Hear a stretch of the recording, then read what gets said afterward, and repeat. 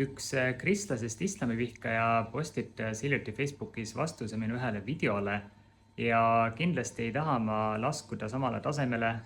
See postitus oli täis nii ajaloolisi ebatäpsusi kui ka räiget laimu. Nii et selle asemel ma tegelikult tahan rääkida ja see inspireeris mind rääkima sellest, et kuidas me armastame moslemitena Jeesust, kuidas me austame teda, kuidas me järgime teda isegi rohkem kui paljud tänapäeva kristlased.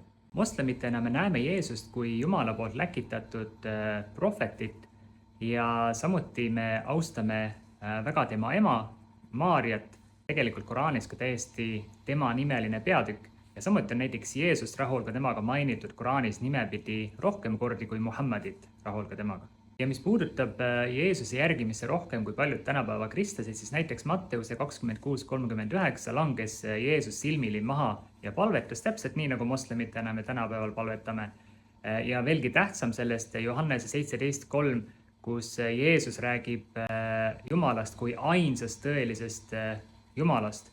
Ja samuti meie moslemitena teenime ainult ühte Jumalat ilma ühegi vahendajata.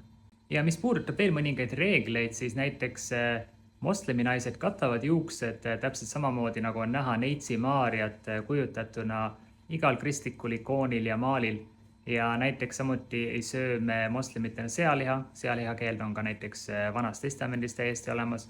Ja järgime selles mõttes Jeesust nii palju, kui Jumal on meid juhatanud.